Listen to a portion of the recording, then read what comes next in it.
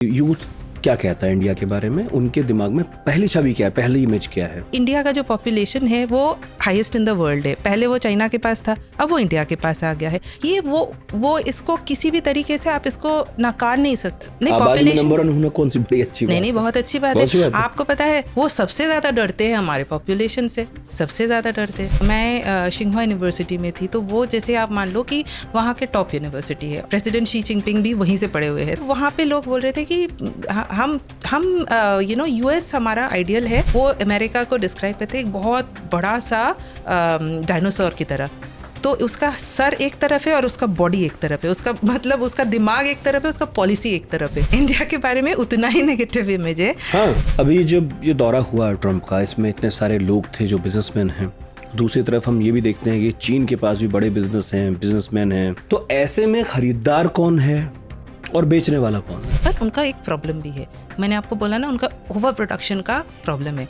उनकी इकोनॉमी ऐसे डिजाइन किया गया है ना, वो सिर्फ प्रोड्यूस करते जाते हैं, उनकी कंजम्पशन है नहीं। पैसा नहीं है क्या? प्रेसिडेंट ट्रम्प बोल रहे हैं चाइना ने कमिट किया है, वो सोयाबीन खरीदेंगे, बोइंग्स खरीदेंगे और पता नहीं क्या क्या सब खरीद लेंगे यूएस से। वो नया मार्केट डेवलप कर रहे हैं चाइना में, ये वो। और चाइना का जो बात है वो बिल्कुल ही डिफरेंट है। अगर आपने देखा है, वो उन्होंने कहीं पे भी ये सब कमेंट नहीं किया है। तो वो बोल रहे हैं कि उन्होंने भी हाँ नहीं बोला है। नहीं, उन्होंने वो भी बस सुन रहे थे। हाँ, वो भी सुन रहे थे। पाकिस्तान को लेके ना एक टग ऑफ वॉर चल रहा है, जितना मैंने देखा है, बिटवीन यूएस एंड चाइना। अच्छा,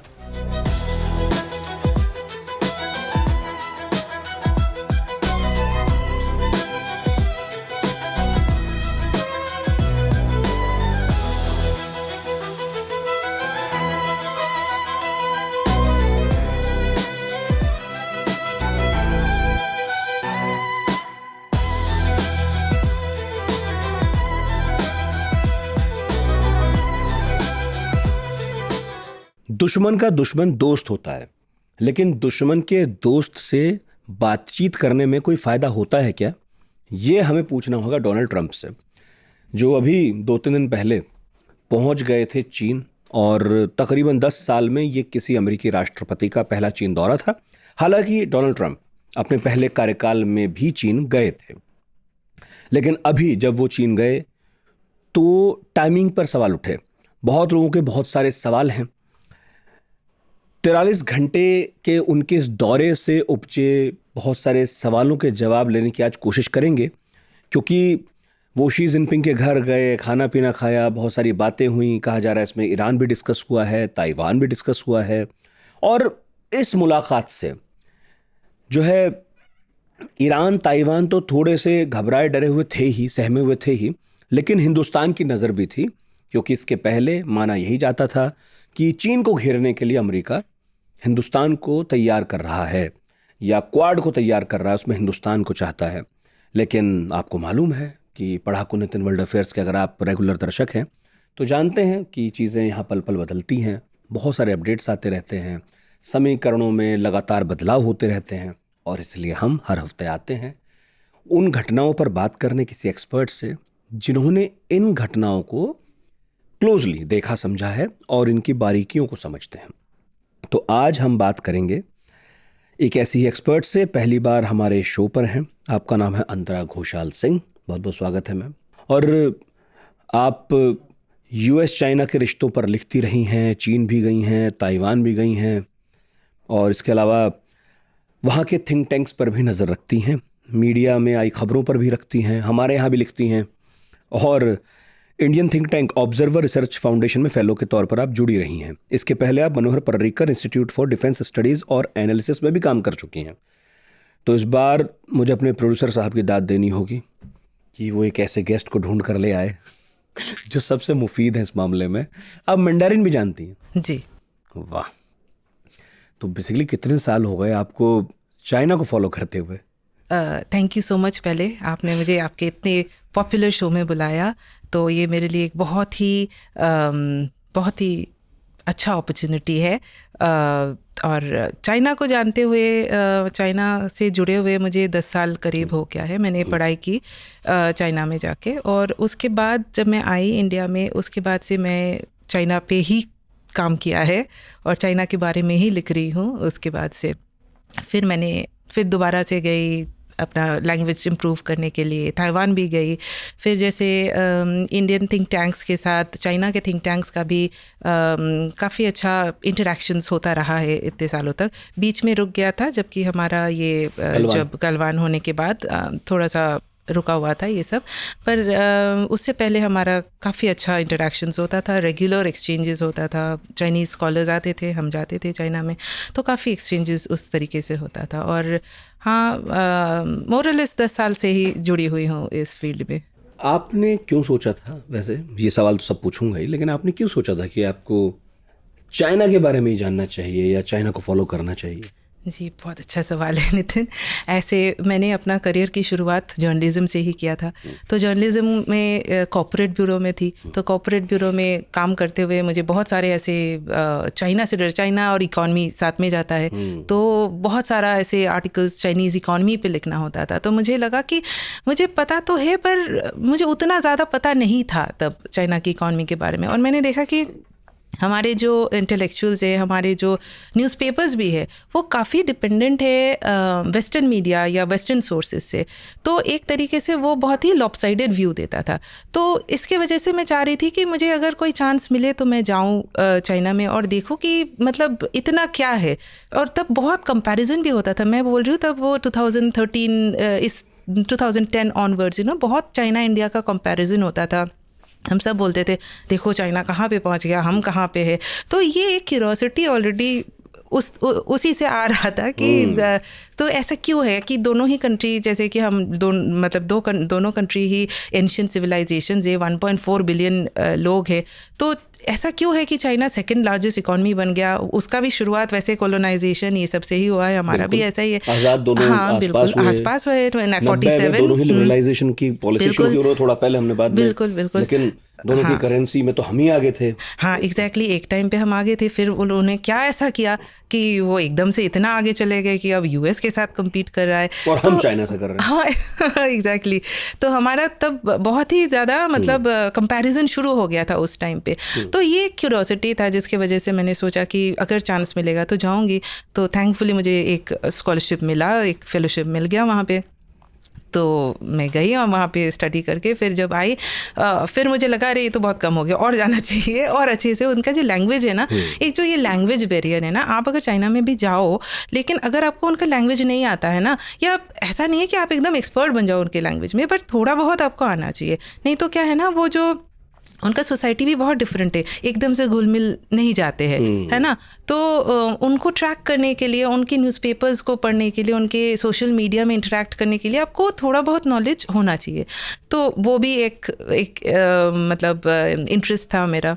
और जैसे ताइवान है, ताइवान का क्या है कि जैसे आप चाइना में जब जाते हैं, जब वहाँ से वहाँ के लोगों से आप मिलते हैं, या जो चाइनीज़ नेशनलिटी का है लेकिन बाहर रहे है, यूएस में रहे, या चाइनीज़ है लेकिन born and brought up in US, तो वो आपको बताते हैं कि जो चाइनीज़ कल्चर है, अगर आपको सच्ची में चाइनीज़ कल्चर देखना है तो मेनलैंड में मत देखिए, आप जाइए ताइवान में देखिए। क्योंकि चाइनीज़ वहाँ पे जो चाइना के हिस्ट्री से अगर आप अवेयर है तो आपको पता है वहाँ पे कल्चरल रेवोल्यूशन हुआ था, कम्युनिस्ट जो रेवोल्यूशन भी वहाँ पे हुआ था। तो उसके चक्कर में उनके जो कल्चर है, जो चाइनीज़ कल्चर ओरिजिनल है, वो कहीं ना कहीं उनको मतलब वो बैडली इम्पैक्टेड हो गया था। तो वो आपको खुद ही बोलते हैं कि अगर आपको सच्ची में चाइनीज़ कल्चर देखना है, चाइनीज़ हॉस्पिटैलिटी देखना है, तो you must go to Taiwan. लेकिन कोई चाइनीज ऐसी बात कैसे कहेगा कि आपको ताइवान जाना चाहिए चीनी संस्कृति देखने के लिए? हाँ नहीं, मैंने बोला कि अमेरिकन बॉर्न चाइनीज, या जो बाहर से आए हुए हैं चाइनीज है ना, वो बोलते हैं कि अगर आपको सच्ची में, और इनफैक्ट अगर आप बहुत क्या कहते हैं, बहुत ही इंटेंस डिस्कशंस करें किसी चाइनीज स्टूडेंट के साथ, क्योंकि मैंने पढ़ा है वहाँ पे, तो मेरा ज़्यादातर दोस्त वहीं के हैं, तो अगर आप ऐसे डिस्कशंस करें जहाँ पे आप बैठ के मतलब देश और दुनिया के बारे में बात कर रहे हैं, तो फिर वो भी आपको कहीं ना कहीं, वो जब खुल जाते हैं तो तब आपको बताते हैं कि हमारे पेरेंट्स हमें बताते हैं कि यहाँ पे कल्चरल रेवोल्यूशन हुआ था, तो हमारा कल्चर हमको उतना अच्छे से पता नहीं है। अगर आप किसी के साथ इतना इंटेंस कम्युनिकेशन करें तो वो आपको बताते हैं। आप क्योंकि चाइनीज़ यूनिवर्सिटी में थी, शिन्हुआ में थी, तो और आप 2-3 बार भी गई और स्टूडेंट्स के साथ मिली, तो मैं ये तो नहीं मतलब जानना चाहता, ये तो हमें सबको पता है कि सरकारी तौर पर चीन क्या कहता है भारत को लेकर, लेकिन जो यूथ है वो एक्चुअली हिंदुस्तान को या अमेरिका, दोनों की मैं बात करूंगा क्योंकि आज ये पॉडकास्ट है ही चीन और अमेरिका के बारे में, लेकिन हिंदुस्तान में बैठे हैं तो हमें नहीं पता, हमें बहुत दूर बैठ के वही समझ में आता है जो मीडिया कहता है या आप जैसे एक्सपर्ट जो बताते हैं। तो आप बताइए ज़रा सा कि यूथ क्या कहता है इंडिया के बारे में, उनके दिमाग में पहली छवि क्या है, पहली इमेज क्या है, और अमेरिका को लेके भी। हाँ, तो इंडिया को लेके मैं पहले बताती हूँ। अमेरिका को लेके तो उनका बहुत पॉजिटिव एटीट्यूड है। और जैसे मैं जब थी तब वहाँ पे मैं शिंगहुआ यूनिवर्सिटी में थी, तो वो जैसे आप मान लो कि वहाँ के टॉप यूनिवर्सिटी है और वो प्रेसिडेंट शी जिनपिंग भी वहीं से पढ़े हुए हैं, तो फिर बहुत ही टॉप और एलीट यूनिवर्सिटी में से है। और वहाँ पे ज़्यादातर इंजीनियरिंग, साइंस, इस पे बहुत ध्यान है ना। तो वहाँ पे क्या था कि मैं जब गई थी तब मैंने देखा खुद कि वहाँ पे लोग बोल रहे थे कि हमारे स्टीव जॉब्स, चाइना का स्टीव जॉब्स कब आएगा, तब मैं बोल रही हूँ जब 2010, 2011, 12 इस दौरान में बोल रही हूँ। तो तब वहाँ पे लोग बोल रहे थे कि हम यूएस हमारा आइडियल है और वो जो भी कुछ करते हैं वो यूएस से बिल्कुल फॉलो करते हैं यूएस को। ठीक है, तो ये तो है, उनका बहुत ही पॉजिटिव एटीट्यूड है यूएस के तरफ। अगर आप हिस्ट्री में भी देखेंगे तो वो मिस्टर साइंस, मिस्टर डेमोक्रेसी, ये सब जो May 4th मूवमेंट वहाँ पे हुआ था, तो वो वेस्टर्नाइजेशन को उन्होंने काफ़ी मैं ये बात कर रही हूँ जब चाइना में बहुत सारे अपहीवल्स हो रहे थे, बहुत सारे रेवोल्यूशंस हो रहे थे, तो तब उनको लगा था कि वो पीछे हो गए हैं क्योंकि वो पुराने चीज़ों को, मतलब पुराने तरीके से जीते हैं। और जैसे जो यूएस है या जो वेस्टर्न कंट्रीज़ है, उन्होंने बहुत इम्प्रूवमेंट कर लिया है और उनको फॉलो करना चाहिए ये सारे कंट्रीज़ को। तो एक बहुत पॉजिटिव इमेज है यूएस के बारे में। इंडिया के बारे में उतना ही नेगेटिव इमेज है। हाँ, एंड इसके एक रीज़न है, क्यों है, इसलिए है क्योंकि जैसे देखिए, अगर चाइना, आप ये हिस्ट्री तो आपको भी पता है कि हमारा सिविलाइजेशनल कनेक्ट है, हमारे सारे ऑफिशियल रिकॉर्ड्स में बताते हैं सिविलाइजेशनल कनेक्ट है। हमने अपने बारे में, मतलब अपने देश के बारे में ह्यूएनसांग के राइटिंग से जाना है ना। तो ये तो है ही। और उनके जैसे अगर आप उनसे पूछोगे तो मतलब एंशिएंट हिस्ट्री अगर चाइना के पूछोगे तो वो हमें, जैसे इंडिया को वेस्टर्न हेवन कहते थे कि इतना रिच और कल्चरली रिच हमारे कंट्री था कि वो हमें वेस्टर्न हेवन कहते थे। उनका एक पूरा वो बुक ही है, जर्नी टू द वेस्ट करके। It is actually journey to India, है ना। तो वो बहुत ही उनका जैसे जिस तरीके का एटीट्यूड यूएस के तरफ है आज अभी, वैसे ही एटीट्यूड कभी हिस्ट्री में इंडिया की तरफ भी होता था। लेकिन वो क्या हुआ कि जब हमारे यहाँ पे कॉलोनाइजेशन था तो तब जो चाइनीज़ स्कॉलर्स, ट्रैवलर्स जो इंडिया में आए, तब उन्होंने जब देखा इंडिया को, कॉलोनाइज्ड इंडिया, ब्रिटिश इंडिया को जब देखा, तो उन्होंने देखा कि ये सिविलाइजेशन तो ख़त्म है, ये टूट चुका है इंडिया और है नहीं, it's a dead civilisation, it's a वांको कहते हैं। वांको मतलब कि it's a lost civilisation, it's a lost cause, और क्योंकि बुद्धिज़्म गया था इंडिया से चाइना में, तो lot of people in China was also facing those colonial powers. तो उनको लगा कि अरे, हम अगर इंडिया के पथ पे चल पड़े तो हम भी कॉलोनाइज्ड हो जाएंगे, तो हमें वो सब कुछ भुलाना है जो हमने सीखा है इंडिया से, और हमें वेस्टर्न कल्चर को, वेस्टर्न थिंकिंग को अपनाना है। ठीक है, तो ये एक आइडिया उनमें आ गया कि India is a lost country, तो ये बहुत इम्पॉर्टेंट इम्पैक्ट उनको आया about the view of India, फिर उसके बाद ऑफ कोर्स हमारा जो हिस्ट्री है mostly reliant on it's a colonisers history, जो हमें हमारे कॉलोनियल मास्टर्स ने बताया है, हमने वही सीखा है। तो उन्होंने भी वो कॉलोनियल हिस्ट्री को ही रेफ़र किया, और उन्होंने जो भी पढ़ा इंडिया के बारे में वो सभी ऑलमोस्ट नेगेटिव था, nothing to add up to और nothing to add to Chinese civilisation. तो एक तरीके से एक नेगेटिविटी उधर से आया। फिर क्या हुआ, फिर ये जो कम्युनिस्ट पार्टी आए वहाँ पे, है ना। तो जब communist party, one party rule है, और यहाँ पे इंडिया है, वो उतनी ही बड़ी कंट्री है, उतने ही लोग हैं, और यहाँ पे डेमोक्रेसी है, और इधर पे जैसे कि वेस्टर्न वर्ल्ड जो है वो भी डेमोक्रेसी पे काफ़ी फोकस करते हैं। तो अब क्या हुआ, जो कम्युनिस्ट पार्टी था उनके लिए क्या हुआ कि उनको लेजिटिमेसी जो चाहिए वो बताने के लिए वो इंडिया को एक नेगेटिव एग्जाम्पल की तरह दिखाते थे। वो बोलते थे कि इंडिया देखो एक डेमोक्रेसी है, इस सच अ फेल्ड डेमोक्रेसी, उनमें सिर्फ क्योस होता रहता है, कहीं नहीं जा रहे। और हमें देखो, हम लोग हम कहाँ से कहाँ पहुँच गए। अगर हम डेमोक्रेसी होते तो हम भी कभी नहीं पहुँच पाते, हम भी यहाँ पे लड़ाई झगड़ा करते रहते और बाकी दुनिया आगे चले जाता। तो ये जो चीज़ है, तो वो जो कम्युनिस्ट पार्टी है वो अपने लेजिटिमेसी के लिए भी इंडिया को एक बहुत नेगेटिव तरीके से दिखाता है। तो अगर आप इंटरनेट देखेंगे, चाइनीज़ इंटरनेट, वहाँ पे सिर्फ आपको गंदगी दिखेगा इंडिया के बारे में, उधर पे सिर्फ आपको गंदा नदियाँ दिखेगा, मतलब जो भी कुछ गंदा है इंडिया के बारे में आपको सब दिख जाएगा। ठीक है, तो इस तरीके का है वहाँ पे एटीट्यूड। जैसे अगर मैं फिर जैसे मैं जब गई थी तब बहुत सारे कंपैरिजन्स होता था इंडिया और चाइना में। तो जैसे मैं एक दिन निकली कहीं पे उनके सबवे में, और ऐसे ही कोई भी जैसे उनको थोड़ा सा ना फॉरेनर्स दिखते तो वो बात करने की कोशिश करते हैं कि कौन है, कहाँ से आए हैं, because they are also very close society. तो उन्होंने पूछा कि तुम कहाँ से हो, तो मैंने बताया मैं इंडिया से हूँ। And they had like the first question he asked me was like, तुम्हें इंडिया पसंद आया, या तुमने अभी चाइना में आके इधर इतने दिन रुका तो फिर तुम्हें चाइना पसंद आ रहा है कि इंडिया पसंद आ रहा है, किसका डेवलपमेंट अच्छा है ये मुझे बताओ। तो ये ऐसे तरीके के क्वेश्चन आपको पूछते हैं, इस तरीके के एक नेगेटिव एटीट्यूड उनमें है। ठीक है, पर जैसे अभी रिसेंट, अब जब मैं स्टडी करती हूँ कि what is the public opinion about India, तो आई थिंक मतलब लेटली रिसेंट ईयर्स में मुझे एक चेंज दिखता है। जैसे कि इंडिया का फॉर एग्जांपल जो ग्रोथ रेट है वो दुनिया में सबसे हाईएस्ट है ना। तो ये बात को वो आर्ग्यू नहीं कर सकते, ये बात को झूठ नहीं बोल सकते कि ये गलत है, तो उनको एक्सेप्ट करना पड़ता है कि ये है। अब इंडिया का जो पॉपुलेशन है वो हाईएस्ट इन द वर्ल्ड है, पहले वो चाइना के पास था, अब वो इंडिया के पास आ गया है। ये वो इसको किसी भी तरीके से आप इसको नकार नहीं सकते हो, झूठ नहीं बोल सकते हो, तो उनको मानना पड़ता है ये। हालांकि ये दूसरी वाली बात कोई ज़्यादा अच्छी भी नहीं है।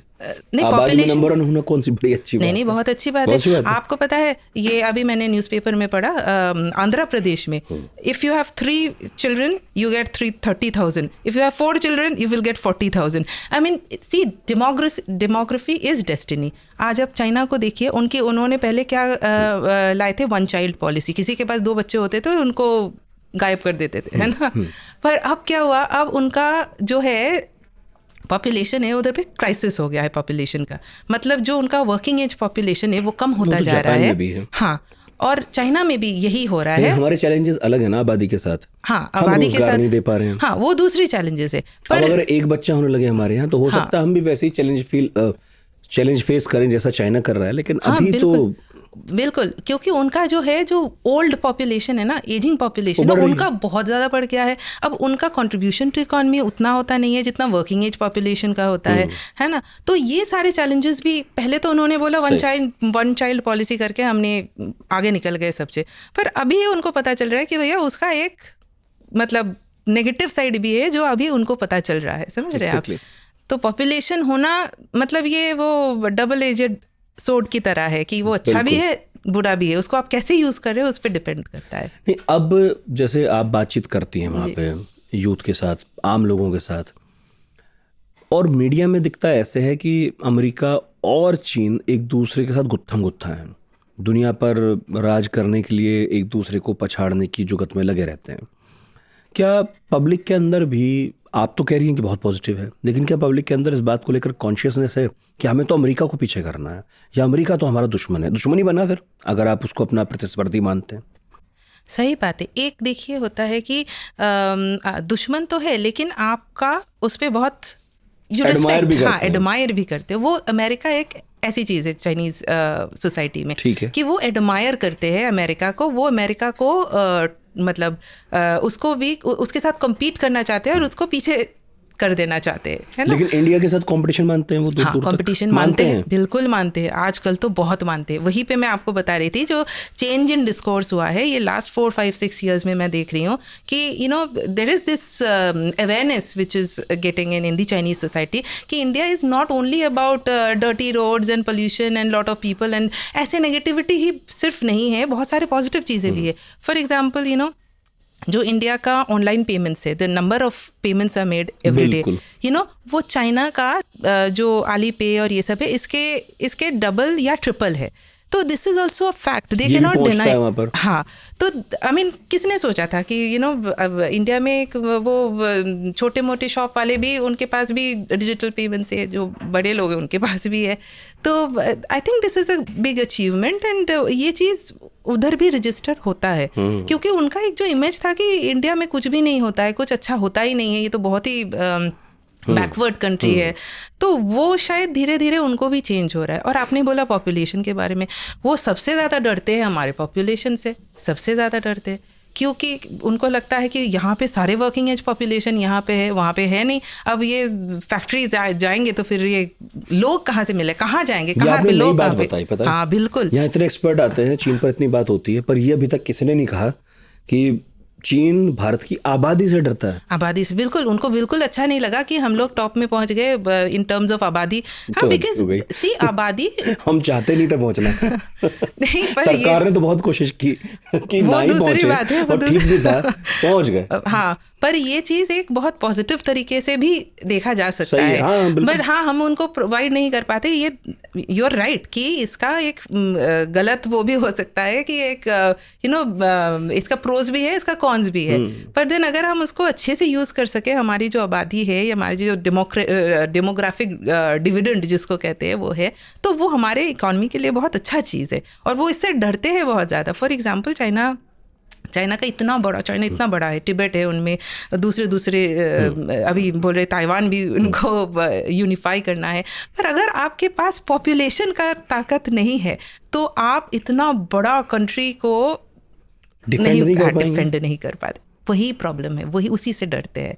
अभी जो हम बात कर रहे हैं आज, हम ज़्यादातर अमेरिका और चीन पर बात करना चाहते हैं। जो मैंने थोड़ा बहुत पढ़ा लिखा देखा, वो ये पाया कि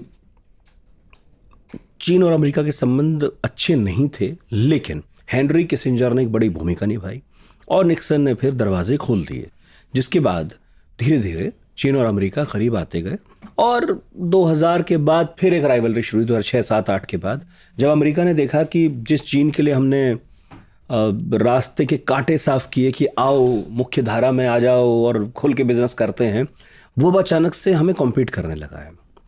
और अब जाकर जब ट्रंप फिर से पहुंचे हैं तो ये बातें होने लगी हैं कि चीन भी चाहता है, और ट्रंप चाहे ना चाहे उनका तो पता नहीं मुझे, कि चीन चाहता है ये ट्रांजैक्शनल ना हो, बल्कि एक सिविलाइजेशनल एग्रीमेंट बने। हम दोनों बड़े देश मिलजुल कर बहुत बड़े बड़े मामले निपटाएं भी, सुधारें भी, और एक दोस्ती हो। आपको भी ऐसा लग रहा है, या फिर बस ये अभी एक दौरा है, एक बज़ है, ट्रेंड है, तो लोग इसके अपने अपने मायने निकाल रहे हैं? हाँ, तो ये जो है चीन और अमेरिका का जो रिलेशन है ना, मैं आऊँगी, अभी जो रिसेंटली हुआ है उसमें भी मैं आऊँगी, पर let me give you a brief background of कैसे इनका रिलेशनशिप इवॉल्व हुआ है ओवर द ईयर्स। तो अगर आप देखेंगे तो जब PRC, people's republic of China, जब ये बना 1949 में, तब इनके साथ अमेरिका का बहुत ही ख़राब रिलेशनशिप था। इनफैक्ट उससे पहले से बॉक्सर रिबेलियन करके एक रिबेलियन हुआ था चाइना में, against imperialism, against colonizers, against foreigners, against Christian religion, एक रेवोल्यूशन हुआ था। उस रेवोल्यूशन को दबाने के लिए ये 8 नेशन का एक इंटरनेशनल अलायंस बना था जो चाइना में गया था। तो उसमें बहुत सारे नेशन था, उसमें एक नेशन अमेरिका भी था, ठीक है। तो वो बहुत ही गलत तरीके से वो रिबेलियन को उन्होंने दबाया, और इसलिए पब्लिक सेंटिमेंट जो था वो काफ़ी नेगेटिव था, एंटी अमेरिकन था। फिर ये जब चाइना बना PRC, तब अमेरिका ने उसको पहचानने से, मतलब कि रिकग्नाइज, मान्यता से वो इनकार कर दिया। ताइवान वाली सरकार को, कुओमिंटांग को, तो इसको लेके भी इसको लेके भी काफ़ी उनमें अनबन था। तो 20 इयर्स तक उनका कोई रिलेशनशिप बना नहीं। 70s में जब आए तब वहाँ पे कोल्ड वॉर भी चलने लगा। इधर साइनो सोवियत स्प्लिट हुआ था, इफ़ यू रिमेंबर, 60s में, है ना। तो सोवियत यूनियन के साथ चाइना का स्प्लिट हो गया, उधर कोल्ड वॉर भी शुरू हो गया, तो यूएस सोवियत यूनियन का भी प्रॉब्लम होने लग गया। तो अमेरिका ने चाइना को अपना क्वासी एलाई टाइप बनाया था कि हम आपको हेल्प करेंगे। वो जो आप बोल रहे हैं ना कि किसिंजर की जो वो सीक्रेट विजिट हुआ था पाकिस्तान आए थे। हाँ, पाकिस्तान का भी रोल था, तो ये उस दौरान हुआ था। और उसके बाद से वो एक क्वासी एलाई के साथ अमेरिका के साथ काम किया। फिर ऐसे ये कोल्ड वॉर के बाद जब सोवियत यूनियन डिसॉल्व हो गया, फिर जैसे यूएस और चाइना में ना मतलब वो लव हेट रिलेशनशिप था, उनका आइडियोलॉजिकल डिफरेंसेस था, बट देन मोर और लेस आफ्टर ऑल हाँ कम्युनिस्ट चाइना था वो। जी भले ही वो अपने मतलब फंक्शनिंग में नहीं था, लेकिन गवर्नमेंट का सिस्टम वही था। हाँ, तो एक आइडियोलॉजिकल डिफरेंस था, ऐसे छोटे छोटे डिफरेंसेस उनमें तब था, लेकिन ओवरऑल ठीक ही चल रहा था। फिर उसके बाद एक इम्पॉर्टेंट इवेंट हुआ कि वो जो China joining WTO, you know, मुझे ऐसा लगता है, हाँ 2001 में, हाँ, तो मुझे ऐसा लगता है कि अमेरिकन इंटरेस्ट ये था कि उनको लगा था कि वो चाइना को एक नॉर्मल कंट्री बनाएंगे और उसको डेमोक्रेसी आएगा, फ्री मार्केट आएगा, उनका बहुत सारे ड्रीम्स था। फिर उन्होंने ज्वाइन कराया, लेकिन उसमें क्या हुआ, चाइना में भी इकोनॉमिक रिफॉर्म्स वगैरह आया, लेकिन ये है कि उन्होंने एक हाइब्रिड इकॉनमी तैयार किया। उसको कहते हैं कि स्टेट लेड कैपिटलिज्म और स्टेट कैपिटलिज्म, है ना। इसका मतलब ये है कि उसमें SOEs जो होते हैं, मतलब कि स्टेट ओन एंटरप्राइजेज जो होते हैं, वो बहुत स्ट्रॉन्ग होते हैं। प्राइवेट प्लेयर्स का भी जगह होता है, प्राइवेट प्लेयर्स भी होते हैं जो इनोवेशन और ये सब करते हैं, लेकिन वो भी ओवरसाइट रहता है स्टेट का, ठीक है। और उसमें और एक चीज़ ये था कि इंडस्ट्रियल प्लानिंग और इंडस्ट्रियल पॉलिसी जो अभी अब बहुत चल रहा है आजकल, US में भी बोल रहे कि हम इंडस्ट्रियल पॉलिसी करेंगे। फिर हमने भी किया है जो प्रेस नोट 3 जो है, तो आजकल सारे देश इंडस्ट्रियल पॉलिसीज़ बना रहे हैं। पहले तो चाइना चाहते थे कि ज़्यादा अमेरिका की तरह बन जाए, अभी अमेरिका चाहता है ज़्यादा चाइना की तरह बन जाए। हम सब चाह रहे हैं कि चाइना की तरह बन जाए। और उनकी जो इकोनॉमिक पॉलिसीज़ है, जिसमें कि स्टेट एक बहुत अहम भूमिका निभाते हैं इकॉनमी में, ऑल्दो इट्स आई मीन उसमें मार्केट इकॉनमी का भी कैरेक्टरिस्टिक्स है और उसमें स्टेट लेड इकॉनमी का भी, स्टेट के कंट्रोल भी है। तो एक हाइब्रिड इकॉनमी उन्होंने बोला, और उन्होंने उसका नाम दे दिया कि economy with Chinese characteristics, you know, capital socialism with Chinese characteristic. तो ये चाइना ने, इसका सीक्रेट रेसिपी ये था। और उन्होंने क्या किया कि ये जो सोशलिज्म विथ चाइनीज़ कैरेक्टरिस्टिक्स है, इसमें इन्होंने क्या किया, जो इंडस्ट्रियल पॉलिसी है उसमें स्टेट क्या करता है कि एक जैसे कि इंडस्ट्री चूज़ करता है कि ये अच्छा इंडस्ट्री है, ये आने वाला है, उसमें बहुत सारे इन्वेस्ट करने लगते हैं, बहुत सारे सब्सिडीज़ देते हैं। और सरकार पैसा लगाती है। अगर उसे लगेगा कि जैसे IT का सेक्टर बड़ा होने वाला है या आने वाले वक्त में ज़रूरी है, तो सरकार उसमें सब्सिडी देती है, अपने लोगों को, अपने बिजनेसमैन को प्रोत्साहित करती है कि भाई इसमें जाओ, काम करो, हम तुम्हारे साथ खड़े हैं, जो चाहिए होगा हम बताओ। हाँ, एग्जैक्टली। तो ऐसे ही उनका पॉलिसी था। तो अभी जो आप देख रहे हैं ना, अभी आपने सुना होगा कि चाइना की ओवर कैपेसिटी के बारे में बहुत लोग चर्चा करते हैं, है ना। तो पहले इसके बारे में इतना चर्चा नहीं होता था, लेकिन अब क्या हुआ है कि जैसे कि चाइना ने, जैसे फॉर एग्जांपल ये जो सेक्टर्स है ना, EV के सेक्टर्स है, फिर जैसे रोबोटिक्स है, ये जो AI है, ये अब इन्होंने ये सारे सेक्टर्स को चूज़ किया है और उसमें सब्सिडी पे सब्सिडी देते हैं और बहुत प्रोडक्शन करते हैं, है ना। और फिर उसको पूरी दुनिया भर में वो एक्सपोर्ट करते हैं। तो अगर आप देखो कि PV के सेक्टर में, जैसे फोटोवोल्टेइक्स मैं बोल रही हूँ, उनका जो कैपेसिटी है, चाइना का जो प्रोडक्शन कैपेसिटी है, वो दुनिया में जितना चाहिए उसका डबल से ज़्यादा है। पूरी दुनिया में जितना फोटोवोल्टेइक्स चाहिए उसका डबल से ज़्यादा सिर्फ चाइना प्रोड्यूस करता है। आप समझ रहे हो कितना उसमें ओवर कैपेसिटी है, कितना प्रोड्यूस कर सकता है। तो एनीवे, तो ये एक्चुअली शुरुआत हुआ था तब से, ड्यूरिंग वो जो WTO में जो आए, वो स्टेट कैपिटलिज्म आया, तब से ये सब धीरे धीरे शुरुआत हो गया था। फिर क्या हुआ, ये तो 2001 का मैंने बताया। फिर मोरलेस फिर उस टाइम से चाइना और US की इकॉनमी काफ़ी इंटरडिपेंडेंट हो गए, बहुत ज़्यादा, मतलब एक दूसरे पे निर्भरता हो गए। फिर चाइनीज़ मार्केट तो काफ़ी बड़ा है, बहुत लोग हैं, तो चाइना जो US के जो फैक्ट्रीज थे वो धीरे धीरे वहाँ पे शिफ्ट होने लग गया, क्योंकि वहाँ पर सस्ते मजदूर मिल रहे थे। मजदूर मिल रहे थे, हाँ। और जैसे एक इन्वायरमेंट जो उसकी भी चिंता नहीं करनी थी, उससे भी चिंता नहीं करना, जितनी डर्टी इंडस्ट्रीज है वो है सब उन्होंने उधर बाहर भेज दिया। हाँ, अमेरिका की हवा पानी साफ रहने चाहिए। हाँ, बिल्कुल। तो ये धीरे धीरे, तब तो समझ नहीं आया था, अब धीरे धीरे ये इंटेंसिफाई होता गया और एक टाइम पे उनको समझ आया कि ऐसे जाते जाते उनका जो इंडस्ट्री था वो हॉलो आउट हो गया है। उनके पास सिर्फ वही इंडस्ट्री जो बहुत हाई एंड है वो अमेरिका के पास है, जो middle to low end industries है वो सारा मूव करके चला गया है चाइना के पास। कपड़े बनाना, मोबाइल बनाना, सब चाइना मतलब बना रहा है। एक पिन से लेके आप एक गाड़ी तक, मतलब सब कुछ चाइना के पास चला गया है। ठीक है, तो जब उनको ये रियलाइजेशन हुआ, अब देखिए अमेरिका एक डेमोक्रेसी है, वो भी डेमोक्रेसी में क्या होता है ना, मैं ये एग्जांपल मैंने चाइनीज़ राइटिंग में ही देखा है कि वो अमेरिका को डिस्क्राइब करते हैं एक बहुत बड़ा सा डायनासोर की तरह। तो उसका सर एक तरफ है और उसका बॉडी एक तरफ है, उसका मतलब उसका दिमाग एक तरफ है, उसका पॉलिसी एक तरफ है। तो ये जो चाइना थ्रेट है ये बहुत पहले से अमेरिका में चल रहा है। आई थिंक जॉर्ज बुश के टाइम से ये बात बोल रहे हैं कि China is becoming more powerful, it is becoming a competitor, but उनके पॉलिसी उनके सोच के साथ मैच नहीं करता था, अभी भी नहीं करता है। तो फर्स्ट ट्रम्प एडमिनिस्ट्रेशन जब आया था वो पहली दफ़ा उन्होंने वो चीज़ चेंज कर दिया। उन्होंने चाइना को पब्लिकली बोल दिया कि ये हमारा कॉम्पिटिटर है और हमें सारे पॉलिसी इन पे फोकस करना चाहिए। क्या बात है, क्या सरलता समझाया आपने। मतलब अमेरिका जो चाहता था और जो एक्चुअली कर रहा था उनमें फ़र्क था जी। और आप कह रहे हैं डोनाल्ड ट्रम्प पहली बार आए कि जो चाहते थे, जो होना चाहिए था और जो पॉलिसी बनाई वो सब एक हो गए। ये पहला डोनाल्ड ट्रम्प का जो प्रेसिडेंसी था तब की मैं बात कर रही हूँ। जी बिल्कुल। फिर उसके बाद क्या हुआ कि फिर जो बाइडेन आ गया। जो बाइडेन ने भी मोरलेस वही पॉलिसी उन्होंने फॉलो अप किया, उन्होंने बहुत ज़्यादा चेंजेस किया नहीं। हाँ, उनका चाहना करना कुछ समझ ही नहीं आया 4 साल। हाँ एग्जैक्टली। तो इस दौरान जब ओबामा एडमिनिस्ट्रेशन था तब भी एक बार बात चला था कि G2 फॉर्म करेंगे चाइना के साथ, है ना।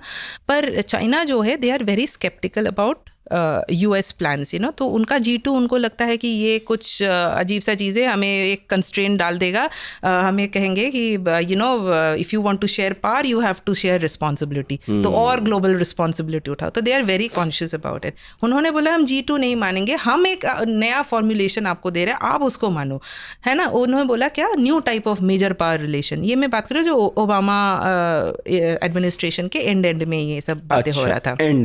एंड में बिल्कुल। तो ये तब G2 का और new type of major power relation उन्होंने बोला। अभी आपने ध्यान दिया होगा कि अभी जब प्रेसिडेंट ट्रम्प वहाँ पे गए तो उन्होंने एक और फॉर्मुलेशन दिया है, जबकि प्रेसिडेंट ट्रम्प ने G2 ही बोला था कि we are now G2 and all, but then president Xi ने कुछ और नया एक फॉर्मुलेशन दिया है, सम कंस्ट्रक्टिव स्ट्रेटेजिक स्टेबिलिटी, ऐसा कुछ नया एक टर्म दिया है।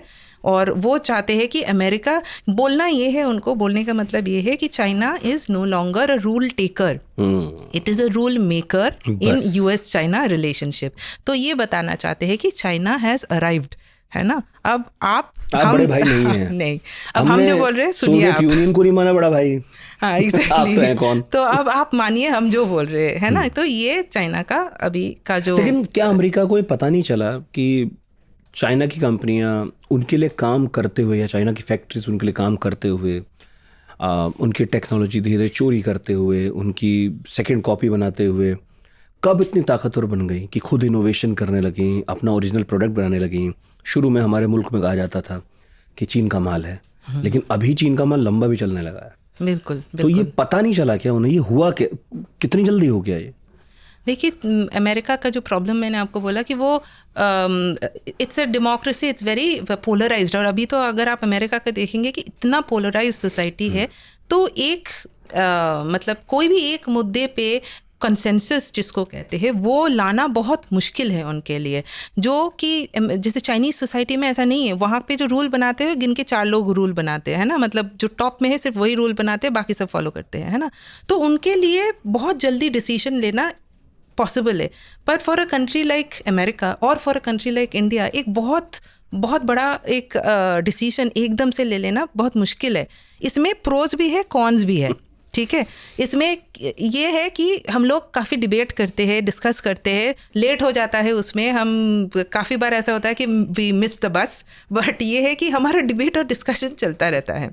पर चाइना में ऐसा नहीं होता है। उनका लीडर ने सोच लिया ये करना है तो करना है। जैसे वन चाइल्ड पॉलिसी आपको बोला, उनको लगा ये सही है तो कर दिया, पर उसका जो फॉल आउट होगा उसको तब अब 2 लोग डिसाइड करेंगे, तो उन्होंने उसका सारा पहलू उतना देखा नहीं होगा, है ना। तो अब वो बाद में पता चलता है कि वो अच्छा हुआ कि बुरा हुआ, है ना। तो वो कह रहे हैं कि चलो अब फिर 2 लोग डिसाइड कर रहे हैं कि अब इसे पलट देते हैं, आप इसको पलट देते हैं, आप 3 बच्चे चाहिए, डिसाइड कर रहे हैं। एग्जैक्टली आप बोल रहे हैं कि हम पैसे देंगे, लाइक मैंने आपको बोला हमारे यहाँ पे भी आजकल हो रहा है, चाइना में तो चल ही रहा है, वो हर चीज़ में बोल रहे हैं कि हम लोग सब्सिडी देंगे, आप पॉपुलेशन को बढ़ाओ, पर ऐसा होता नहीं है। कुल मिलाकर बात ये कुछ ना करने से बेहतर है फंसे होने से कुछ कर लो। अगर परिणाम वैसे ना भी आए तो ठीक है, फिर कुछ और करेंगे। बिल्कुल बिल्कुल, काफ़ी एफिशिएंसी है। एफिशिएंसी के हिसाब से अगर आप बोलेंगे तो वो काफ़ी एफिशिएंट है उनका जो सिस्टम है, पर उसका जैसे मैंने कॉन्स बताया कि you can go very right और you can go very wrong. तो मैं जो कह रहा था कि फिर चाइनीज़ कंपनियों ने कब ऐसा करना शुरू कर दिया और अमेरिका को पता नहीं चला कि उन्होंने अपनी इनोवेशन से ओरिजिनल चीज़ें करनी शुरू कर दी? ये जो रिवर्स इंजीनियरिंग था ये तो हो ही रहा था, और मैंने आपको बताया कि ये China becoming a manufacturing hub, ये बात अमेरिका में काफ़ी पहले से पता था, लेकिन उनका जो बिजनेस क्लास है उन्होंने चाइनीज़ मार्केट से काफ़ी गेन भी किया है। बिल्कुल। तो उनका जो बिजनेस क्लास है वो अभी भी अगर आप देखेंगे कितने सारे लोग प्रेसिडेंट ट्रम्प के साथ गए हुए थे, सारे टॉप एग्जीक्यूटिव्स गए थे।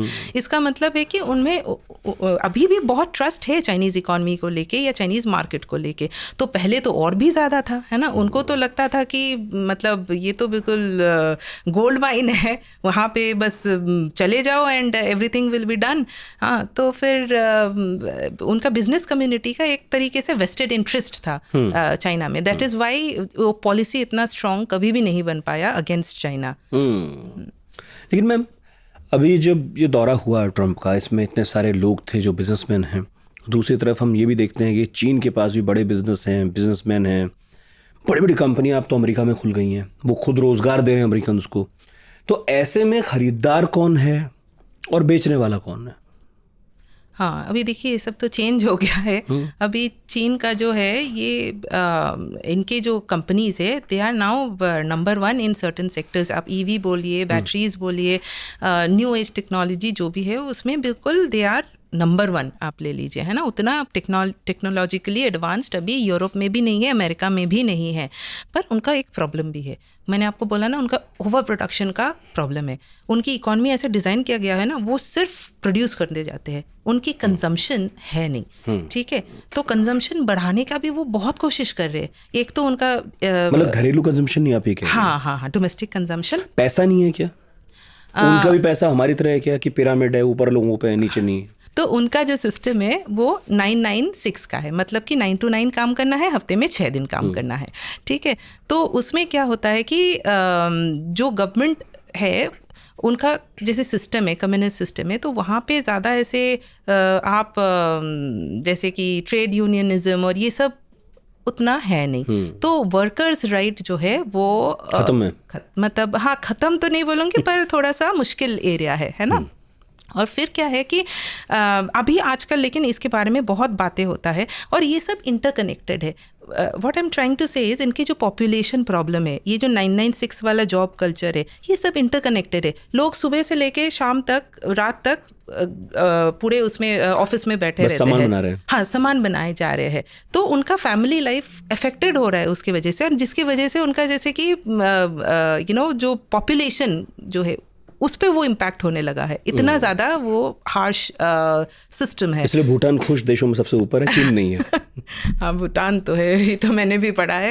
पर जो चाइना का ये एक प्रॉब्लम हो गया। और अभी जब पॉपुलेशन पे वो दिखने लगा है, तब अभी आजकल आप चाइनीज़ न्यूज़पेपर्स पढ़ेंगे तो बहुत सारे इसका क्रिटिसिज्म मिलेगा कि हमें ऐसे काम नहीं करना चाहिए। जो गिग वर्कर्स है वो बहुत मतलब बहुत ही डिफ़िकल्ट उनका स्केड्यूल होता है।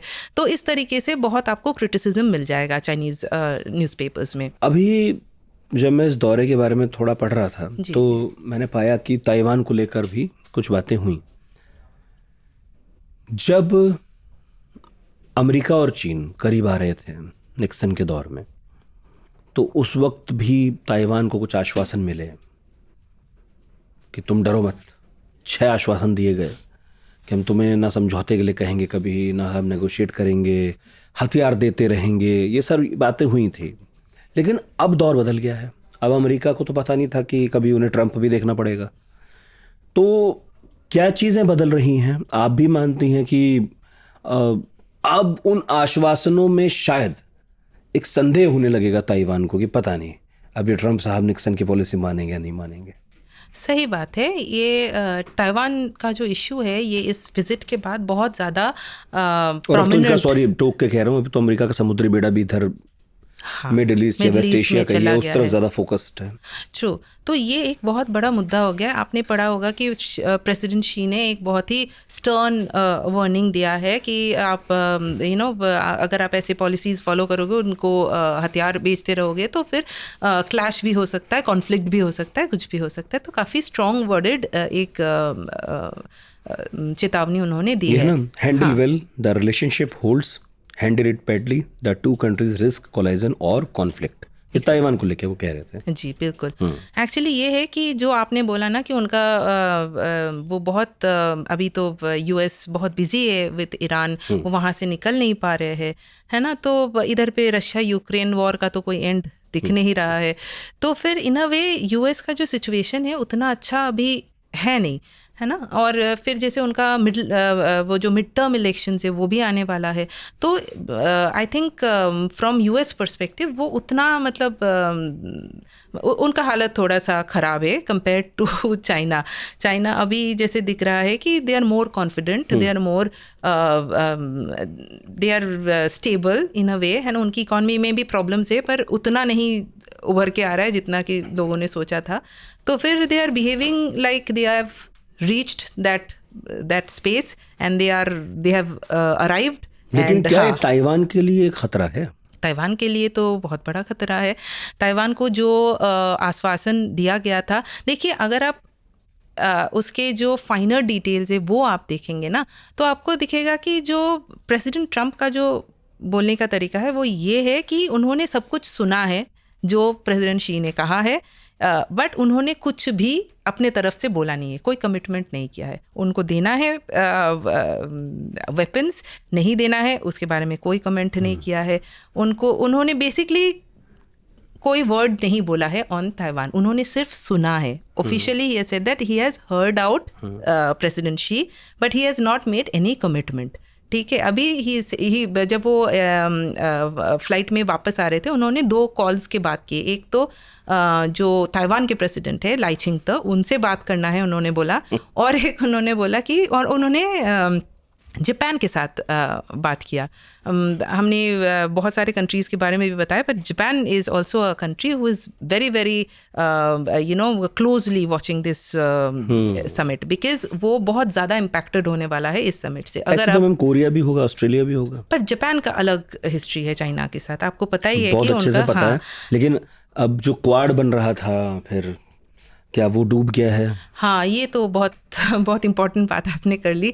हाँ, क्वाड का जो है अभी देखिए हम लोग होस्ट करने वाले हैं सेक्रेटरी स्टेट मार्को रूबियो को अभी, आई थिंक नेक्स्ट वीक और समथिंग। पर ये है कि हाँ, हमारा लीडर्स मीटिंग तो हुआ नहीं है। 2024 से शायद होना था या 25 से होना था, हमें करना था, पर वो हुआ नहीं है। अभी शायद बोल रहे कि ऑस्ट्रेलिया में हो जाए, अगर इसके बाद ऑस्ट्रेलिया की प्रेसिडेंसी है। पर ये तो सही बात है कि जो अभी यूएस का गेम प्लान है, वो अभी G2 के बात कर रहे हैं, वो इतने बिजी है मिडल ईस्ट में, तो उन्होंने कहीं ना कहीं ऐसा लग रहा है जैसे कि जो यूएस का ध्यान है वो इंडो पैसिफिक, जो उन्होंने पहले बताया था Quad as the centre piece of Indo Pacific, उस पे ध्यान अभी यूएस का उतना है नहीं, ऐसे लगता है। ठीक है। तो ये क्वेश्चन आ रहा है कहीं ना कहीं से कि इसका मतलब क्या ये है कि क्वाड इज डेड। ऑकस का भी ऐसे ही हैंगिंग इन द बैलेंस है, तो वो पता नहीं है उसके साथ भी क्या तो होगा। इसलिए मेरा ये सवाल है जी कि इस दौरे को आप क्या कंक्लूजन देंगी? क्या ये एक ऐसा दौरा था जो आने वाले वक्त में लिखा जाएगा, बहुत इम्पॉर्टेंट, बड़ा हिस्ट्री में पढ़ा जाने वाला है कि भाई एक दौरा हुआ था, ट्रंप गए थे और अंदर ऐसी ऐसी जगहों पर घूम रहे थे कि वो खुश थे, बहुत पूछ रहे थे मेरे अलावा भी यहाँ कोई आया क्या। ये सारी बातें हुई बड़ी अच्छी। और ये तो चीन और अमेरिका के संबंधों में एक बहुत ही ज़बरदस्त दौरा था, या ऐसे या फिर ऐसे बस कि अमेरिका वहाँ जाकर ये दिखाना चाहता था कि भाई ये मत समझना कि हमारा ध्यान सारा उधर है, हम देखो तुमसे यहाँ सीधा मिलने चले आए, तो ऐसा भी नहीं कि हम एब्सेंट हैं। किस तरह का दौरा है? बस हो गया, होना था, अप्रैल में नहीं हो पाया था तो अब कर लिया। नहीं, देखिए एक हिसाब से तो काफ़ी बड़ा एक स्पेक्टेकल जैसे उन्होंने बनाया था। एक मतलब कि एक बहुत ही पॉजिटिव एटीट्यूड एक दूसरे के प्रति उन्होंने दिखाया, और ये बहुत बड़ी बात है, ये छोटी बात नहीं है। ये जिस दौरे से चाइना यूएस की रिलेशनशिप गया है फॉर लास्ट 4-5 ईयर्स, ये एक बहुत बड़ा डेवलपमेंट है। पर इसमें प्रॉब्लम ये है कि जैसे आपने उन चाइना का भी प्रेस स्टेटमेंट जो है वो आपने देखा होगा, जो और इस वाइट हाउस ने भी जो रिलीज़ किया है वो भी आपने देखा होगा। तो आपने देखा होगा कि दोनों का they are not talking to each other, they are talking past each other, है ना। ये कुछ बोल रहे, प्रेसिडेंट ट्रंप बोल रहे हैं चाइना ने कमिट किया है वो सोयाबीन खरीदेंगे, बोइंग्स खरीदेंगे और पता नहीं क्या क्या सब खरीद लेंगे यूएस से, वो नया मार्केट डेवलप कर रहे हैं चाइना में, ये वो। और चाइना का जो बात है वो बिल्कुल ही डिफरेंट है, अगर आपने देखा है वो उन्होंने कहीं पे भी ये सब कमेंट नहीं किया है। तो वो बोल रहे हैं कि उन्होंने भी हाँ नहीं बोला है। नहीं, उन्होंने वो भी बस सुन रहे थे। हाँ, वो भी सुन रहे थे। You are right. तो फिर ना, तो वो एक दूसरे को जैसे टॉक पास्ट कर रहे हैं, वो ये कुछ बोल रहे हैं वो कुछ बोल रहे हैं, ये एक साथ तो बैठे हैं, हाँ, आपस में बात नहीं कर रहे हैं, सेम बात नहीं कर रहे हैं। हाँ, सेम बात नहीं कर, पर एटलीस्ट साथ तो आए हैं, which is a good thing, you know. Lot of people would say कि अब हमारा मतलब कि जो दूसरे कंट्रीज है उनको इसको कैसे इंटरप्रेट करना चाहिए, उनके लिए अच्छा है बुरा है, इंडिया के लिए अच्छा है बुरा है। आई वुड से कि देखिए जो कोई कन्फ्लिक्ट अगर हो जाए कि यूएस और चाइना में, तो ये हमारे लिए कोई अच्छा बात है नहीं, बिकॉज तब हमें फोर्स किया जाएगा टू चूज आइदर चाइना और द यूएस। कॉन्फ्लिक्ट कहीं अच्छा हमारे लिए कुछ नहीं है। अब ईरान में हो रहा है तो क्या ही फर्क पड़ना था, लेकिन पता लग गया हमें क्या क्या फर्क पड़ रहा है। हाँ, लेकिन देखिए चाइना के साथ अगर यूएस का एकदम से कॉन्फ्लिक्ट लग जाए ये ताइवान स्ट्रेट पे, ये हमारे लिए अच्छा कुछ उतना है नहीं, क्योंकि एक तो अगर आप चाइना की बात करेंगे, चाइना ना एक साइड में जो चाइना इंडिया चाइना का जो बॉर्डर है उसका एक प्रॉब्लम को देखते हैं, और एक साइड में ईस्टर्न फ्रंट में उनका साउथ चाइना सी है, ताइवान स्ट्रेट है। तो ये चाइना का 2 फ्रंट है, जैसे हमारा 2 फ्रंट है ना, पाकिस्तान और चाइना, तो वैसे ही चाइना का भी 2 फ्रंट हो सकता है ना। तो अगर चाइना ने सोच लीजिए कि ताइवान को यूनाइट कर लिया, तो फिर चाइना के पास इतना पावर है, हमसे 5 टाइम्स बड़ा है, वो सारे ताकत इधर पे लगा देगा, विच is not a good thing for अस, है ना। तो ये जो स्टेलमेट है जो ताइवानी स्टेट में, अगर ये मेंटेन होता है तो ये दिस इज गुड फॉर अस। अभी क्या ऐसा कोई इशारा मिल रहा है क्या कि चीन को ऐसा लगने लगा है कि अमेरिका थोड़ा व्यस्त है, रूस भी व्यस्त है, सब तो व्यस्त हैं, तो हम धीरे से कुछ कर लें ताइवान में? देखिए ये पॉसिबिलिटी तो है, ड्रोन तो दिखे थे। हाँ, पॉसिबिलिटी तो है। उनका जो लास्ट मिलिट्री एक्सरसाइजेज वगैरह उन्होंने किया है 1-2, तो आपने देखा है कि किस तरीके से पूरा उन्होंने ताइवान को सराउंड कर लिया था, कट ऑफ कर दिया था, है ना। तो देखिए पॉसिबिलिटी तो है, पर कब करना है ये किसी को नहीं पता। हाँ, किसी को नहीं, कोई कहते हैं 2027 में, कोई कहता है नहीं उसके बाद, तो ये किसी को पता नहीं है। लेकिन जब भी प्रेसिडेंट शी आते हैं सार्वजनिक तौर पर कोई संबोधन करते हैं, तो उनके भाषणों में केवल इकोनॉमी नहीं होती, बल्कि वो इतिहास, चीन का स्वर्णिम इतिहास, और चीन को फिर से ताकतवर बनाना, ताकतवर सिर्फ पैसों से नहीं बल्कि वो ही चीन जिसमें सब कुछ शामिल था उसे वापस ले लेना, वो झलक साफ दिखती है। और जिनपिंग की उम्र भी दिखने लगी है, और ये भी समझ आने लगा है कि जैसे पुतिन कुछ बड़ा करके जाना चाहते हैं, वैसे जिनपिंग भी कुछ बड़ा करके तो जाना चाहते हैं। बिल्कुल। तो इससे थोड़ा ताइवान तो घबराया होगा। हाँ, बिल्कुल। देखिए रिस्क तो है, पर ये है कि अभी अब किसी को भी पता नहीं है कि वो कब करने वाले। तो अमेरिका ने कुछ आश्वासन दिया ताइवान को? अमेरिका ने आश्वासन इन द सेंस, देखिए वो अमेरिका जो पोजीशन है ताइवान पे वो बहुत ही एम्बिगुअस है। वो एम्बिग्विटी एज अ पॉलिसी वो मेंटेन करते हैं, वो कभी बताते नहीं। मैंने आपको बोला ना, उन्होंने बोला उन्होंने सुना, उन्होंने बात नहीं की, सिर्फ सुना। तो इसमें बहुत ज़्यादा एम्बिग्विटी है कि वो कभी बताते नहीं है कि अगर चाइना ने आर्म्ड अटैक किया ताइवान पे तो यूएस का क्या रोल होगा, ये वो नहीं बताते हैं। कोई भी इसे फॉलो कर रहे हैं। हाँ, वो नहीं कुछ तो है जो पिछला फॉलो कर रहे हैं वो उनको क्लियरली नहीं बोलते, वही उनका स्ट्रैटेजी है। और क्योंकि वो नहीं बोलते हैं को तो एक डर लगा रहता है चाइना में भी कि उनका एक्चुअली ताइवान यही चाहता है, यही मैं आपसे सुनना चाह रहा हूँ कि ताइवान तो यही चाहता है ना कि आप कुछ क्लैरिटी दो, आप कहो। वो कहते नहीं है ना, चीन को कुछ कह रहे हैं ना ताइवान कुछ, पर ये एक स्ट्रैटेजी है अपने आप में, क्योंकि ये चाइना को भी समझ नहीं आता है कि इसका रिस्क कितना बड़ा हो सकता है। बिल्कुल, इंटरनेशनल रिलेशंस में ये अपने आप में एक स्ट्रैटेजी है। हम भी बहुत सारे ऐसे चीजों में एम्बिग्विटी रखते हैं, जैसे हमारे देश की जो स्ट्रैटेजी है, हम नहीं बोलते हैं एकदम खुल के हाँ या ना, ये भी एक स्ट्रैटेजी है। ये जो सामने वाले को उनको समझ नहीं आता है कि कितना बड़ा चैलेंज हो सकता है, तो वो भी एक तरीके से डिटरेंट है। सही है। तो RIC का क्या होगा? क्योंकि जिस रशिया ने चाहा था कि इंडिया चाइना क्लोज आ जाए, अमेरिका ने टैरिफ लगाए थे और लग रहा था कि अब तो दोस्ती होने वाली है तीनों महाशक्तियों की।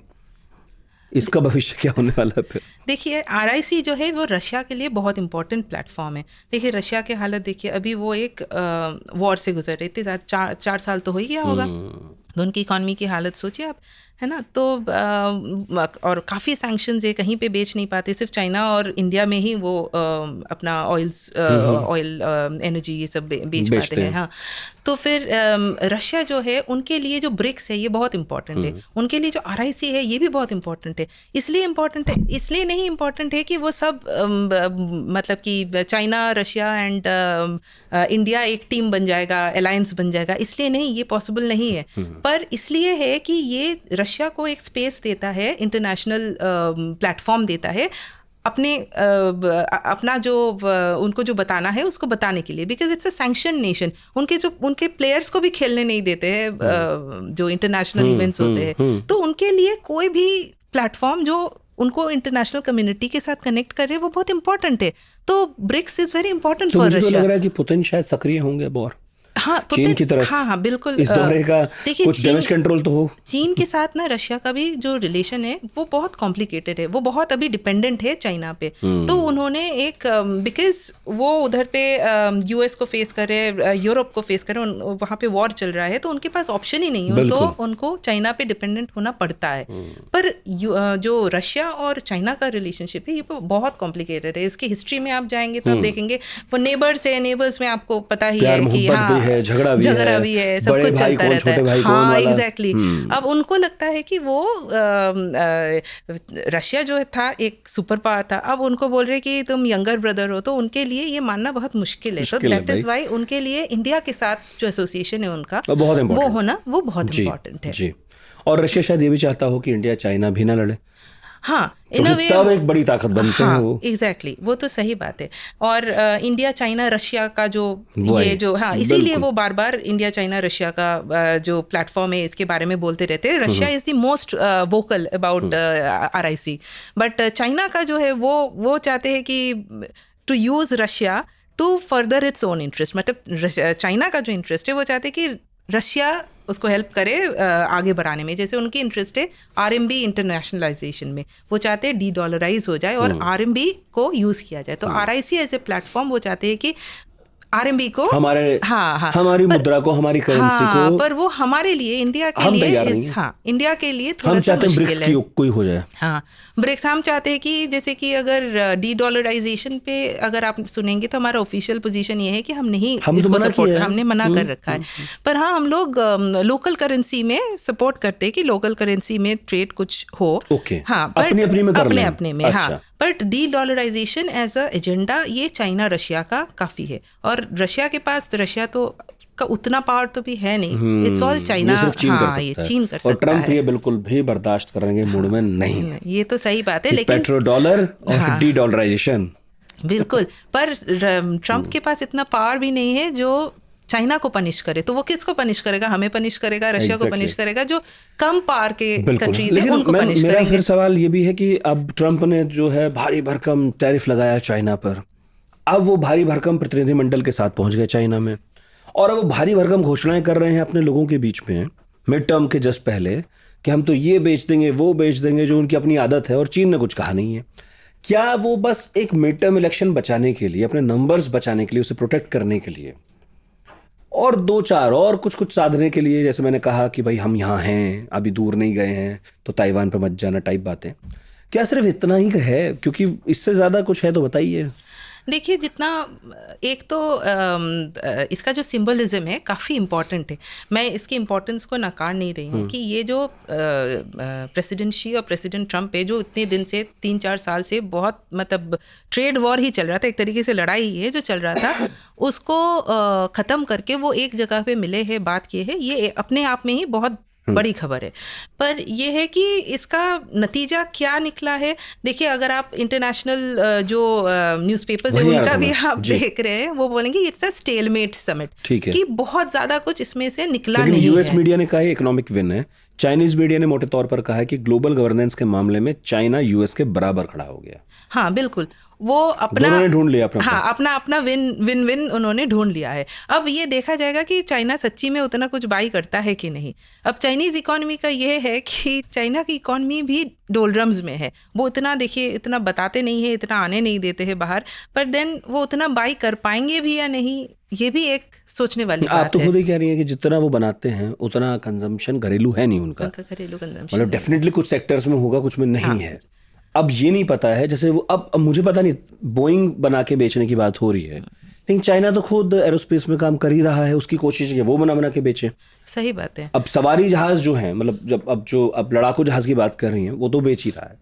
अब बोइंग के बराबर में एक ऐसी बड़ी कंपनी खड़ा करना, वो करना चाइना तो वो भी कोशिश कर रहा है।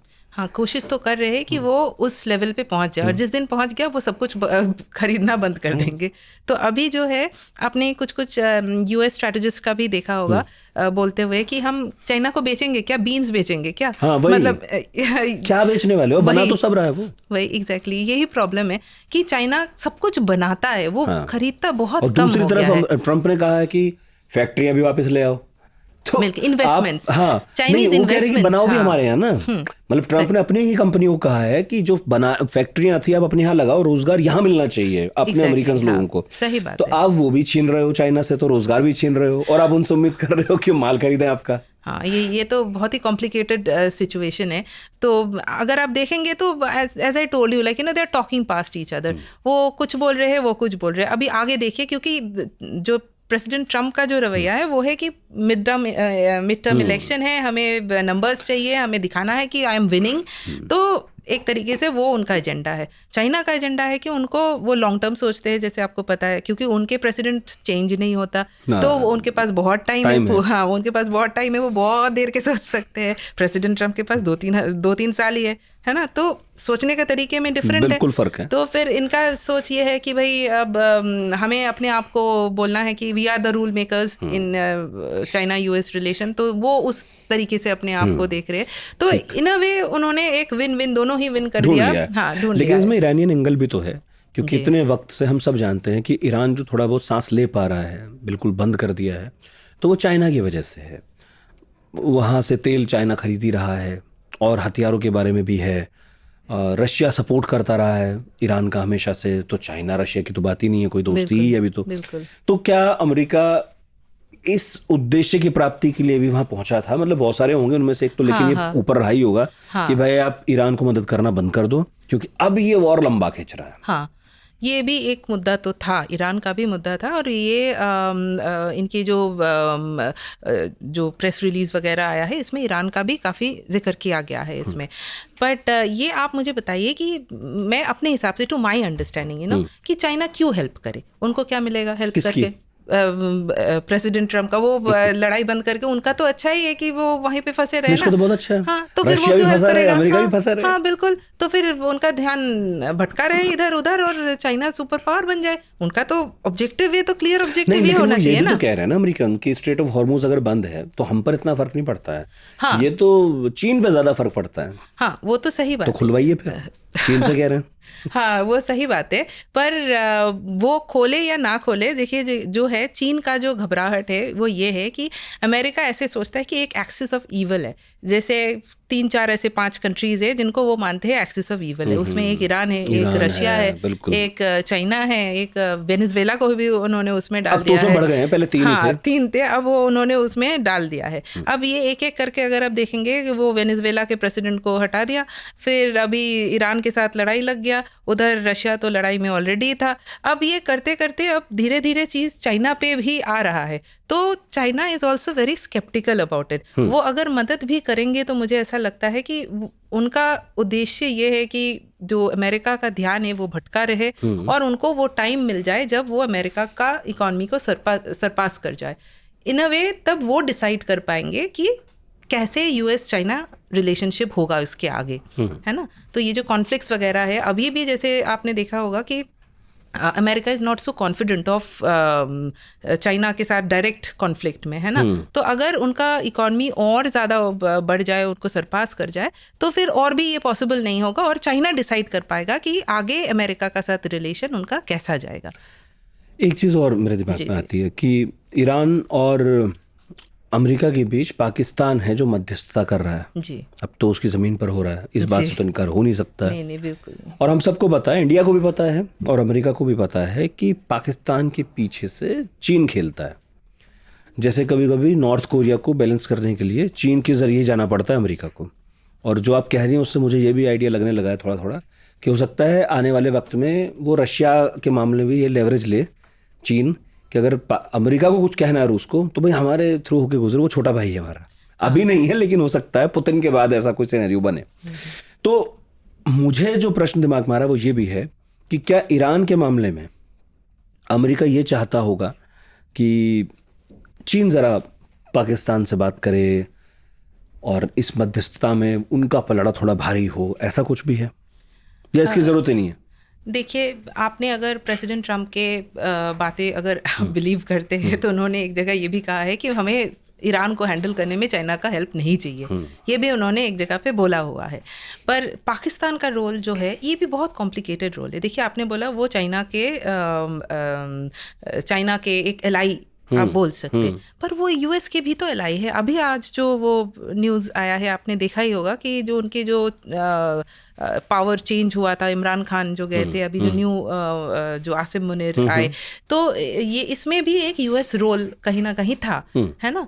तो वो यूएस का भी बहुत ही क्लोज है ना। तो पाकिस्तान का चीन की, हाँ, चीन की उसे जरूरत नहीं है, वो खुद ही बात कर लेगा पाकिस्तान से अगर कुछ करवाना होगा। हाँ, पाकिस्तान को लेकर ना एक टग ऑफ वॉर चल रहा है जितना मैंने देखा है बिटवीन यूएस एंड चाइना। अच्छा। बिकॉज वो उसके साथ भी है, उसके साथ भी है।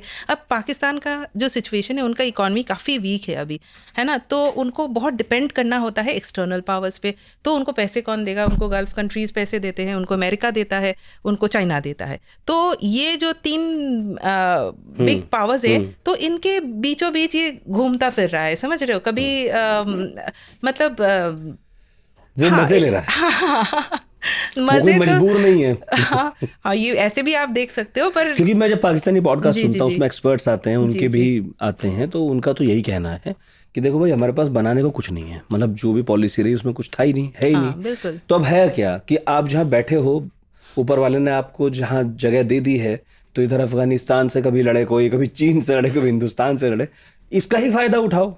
हाँ, वही है।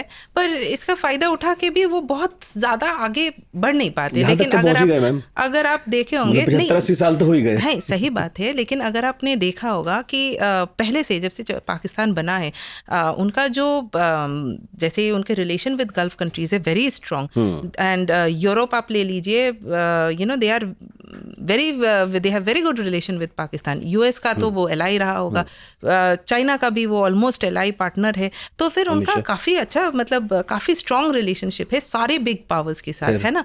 लेकिन उसके हिसाब से उनका डेवलपमेंट उस लेवल पे कभी पहुंचा ही नहीं जितना हो सकता था। जब इंडिया पाकिस्तान अलग हुआ, Pakistan was in a better position than India, है ना।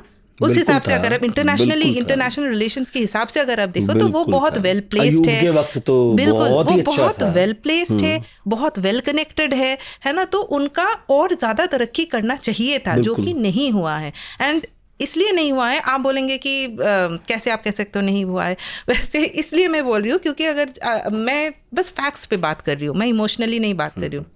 फैक्ट्स देखिए, आप नंबर्स देखिए, इकोनॉमी की साइज देखिए, इकोनॉमिक डेवलपमेंट देखिए, है ना, आपको कितनी बार IMF से लोन लेना पड़ रहा है वो देखिए, आप फैक्ट्स पे बात कीजिए। तो मुझे जैसा लगता है कि जितना वो मतलब एक कवेटेड पोजीशन पे था, जितना फेवरेबल सिचुएशन में था, वो उसका फ़ायदा उतना उठा नहीं पाया है जितना कि उनको उठाना चाहिए था। तो ये एक इशू है। और अभी जो सिचुएशन है जो पाकिस्तान का, उसके लिए ये तो ठीक है ना कि अमेरिका चीन आपस में मिल रहे हैं, तो उसके लिए ठीक है, उसके दोनों बिल्कुल बिल्कुल, ये तो बिल्कुल सही बात है। अमेरिका चीन साथ में मिल रहा है तो अच्छी बात है, पर क्या अमेरिका और चीन साथ में मिल रहा है, ये क्वेश्चन मार्क है। क्योंकि ये भारत के लिए है ना, वो भारत के लिए भी है, उनके लिए भी है, पर सच्ची में क्या मिल रहे हैं अमेरिका और चीन, ये तो किसी को भी नहीं पता है। वो बोल रहे हैं, वो दिखा रहे हैं कि वो मिल रहे हैं, पर अगर मिलना भी अपने आप में एक स्टेटमेंट तो है। हाँ, एक स्टेटमेंट है, उस हिसाब से एक मिलना एक बड़ी बात है। और उस हिसाब से yes, it gives lot of leverage to Pakistan, because अगर वो जैसे पहले, अगर 1-2 साल पहले का आप सोचते, जैसे अमेरिका और चीन का रवैया था एक दूसरे के प्रति, तो पाकिस्तान के लिए वो बहुत एक बड़ा चैलेंज था, है ना, मुश्किल था। उस हिसाब से तो अच्छा ही है, लेकिन सच्ची में अमेरिका और चीन मिल रहा है कि नहीं, ये बहुत। तो मेरा आखिरी सवाल, हिंदुस्तान के इसमें क्या है? हिंदुस्तान के लिए इसमें क्या है, जैसे मैंने आपको बोला कि अगर ये कॉन्फ्लिक्ट होता तो हिंदुस्तान के लिए अच्छा नहीं होता, ठीक है। तो अगर कॉन्फ्लिक्ट नहीं है तो एक तरीके से हम अपना जो रिलेशनशिप है चाइना से भी सुधार सकते हैं, हम जो रिलेशनशिप है अपना US से भी सुधार सकते हैं, हम एक मिडिल ग्राउंड में रह सकते हैं। We don't have to choose sides, है ना। अगर US और चाइना, जो आपने अभी बोला ना कि वो मिल रहे हैं, तो पाकिस्तान के लिए अच्छा ही है, उनको ज़्यादा अच्छा है, हमको कम अच्छा है, लेकिन अच्छा ही है। अगर वो मतलब हमें चूज नहीं करना पड़ रहा है दोनों में से। 1-1.5 दशक गया जी जी जी, जिसमें अमेरिका ने एक पॉलिसी अपनाई कि चीन के विरुद्ध भारत का वजन बढ़ाया जाए, सो दैट भविष्य में चीन को भारत से काउंटर करवाया जा सके। अलग अलग सेक्टर में सीधा युद्ध नहीं होता। बिल्कुल। इसका रैमिफिकेशन क्या हुआ, सॉरी आपको टोक रही हूँ, इसका रैमिफिकेशन हुआ हमारा 2020 का गालवान क्लैश, राइट। उसके बाद 5 साल से हमने चीन के साथ बात भी नहीं की, है कि नहीं। उसकी वजह से हुआ, बिकॉज जो आप बोल रहे हैं ना कि अमेरिका ने बोला हम चीन के अगेंस्ट भारत को प्रिपेयर करेंगे, that is the reason why they had to, China had to retaliate in a way that they retaliated.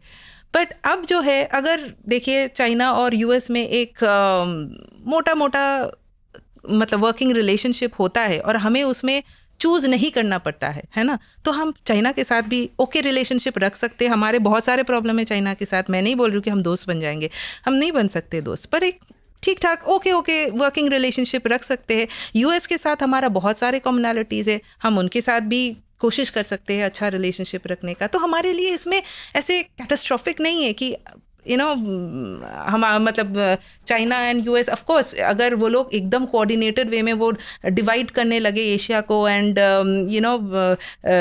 China बन जाए एशिया का किंग एंड US चला जाए वेस्टर्न हेमिस्फीयर में, that is a extreme situation that will have ramification for us. आपको अगर याद होगा प्रेसिडेंट ओबामा के टाइम पे ऐसे कुछ बातचीत हुआ था कि हम लोग डिवाइड कर लेंगे and we will divide the world and rule peacefully with each other. But then ऐसा होना मुझे लगता है कि मुश्किल है, बिकॉज जितने जो प्रेसिडेंट ट्रम्प है ना, आप शायद भूल रहे हैं कि this is the first president who defined China as the main strategic competitor of United States. तो उनके जो समझ है वो गलत नहीं है. He knows what he is doing, you know. So I think it is. दोस्त वो भी नहीं बन सकते. हाँ, किसके, हमारे दोस्त? नहीं, अमेरिका चीन आपस में. हाँ, अब अमेरिका और चीन आपस में मुश्किल है. उनका जो स्ट्रेटेजिक, उनका जो प्रॉब्लम्स है ना, वो काफ़ी स्ट्रक्चरल है ना. तो इसका मतलब अगर चीन और अमेरिका तभी बन सकते हैं जब फंडामेंटल प्रॉब्लम है उनमें भी नहीं पूरा दोस्त बन सकता है. तो हमारे लिए कहीं ना कहीं पे स्पेस है, ठीक है, जो हम मैनूवर कर सकते हैं बोथ सुपर पावर्स के साथ, which is not a very bad thing for us, because you know if we try to align ourself with any country that would complicate our ties with the other. So it's अगर मोटा relationship है तो मुझे लगता है कि it is good for us. हाँ, ठीक है. हालांकि आपने एक बात कही कि हम और चीन आपस में कभी दोस्त नहीं बन सकते.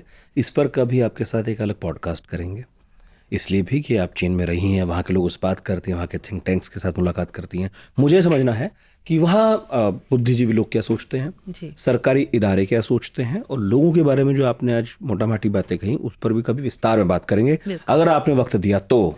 बिल्कुल बिल्कुल। और मुझे अच्छा, मतलब मैं आशा करती हूँ कि आपके दर्शकों को अच्छा लगेगा हमारी बातचीत, और आगे भी करते जाएंगे अगर अच्छा लगा तो। अच्छा लगे ना लगे आप आइएगा। और अच्छा क्यों नहीं लगेगा। Thank you Nitin for the opportunity. बहुत बहुत शुक्रिया मैम। जी जी जी। और आपने कहा था आपकी हिंदी थोड़ी सी डामाडोल है, लेकिन नहीं, बिल्कुल नहीं, बिल्कुल नहीं। Thank you so much, that's a big complement. मुझे ठीक से पढ़ना भी नहीं आता है, बहुत मुश्किल से पढ़ती हूँ, लेकिन ठीक है, बोल सकती हूँ। बहुत बहुत शुक्रिया अंतरा जी। और जी, बहुत जी। शुक्रिया आपका भी इतने धैर्य से देखने सुनने के लिए। 3-4 दिन का था जो कुछ था, लेकिन जो भी था उस पर बहुत लंबी बातचीत हो सकती है, ओपन एंडेड है, जैसा आपने इस पॉडकास्ट से भी आइडिया लगाया हो। हर कोई अपने अपने ढंग से कोई भी बात कह सकता है। अमेरिका के लिए है, चीन के लिए है, भारत के लिए ये है। तो आपके पास भी कुछ होगा कहने के लिए, बोलने के लिए, तो कमेंट बॉक्स खुला है, वहाँ बताइएगा आप। बहुत बहुत शुक्रिया एक बार फिर से पढ़ाकू नितिन वर्ल्ड अफेयर से जुड़ने के लिए।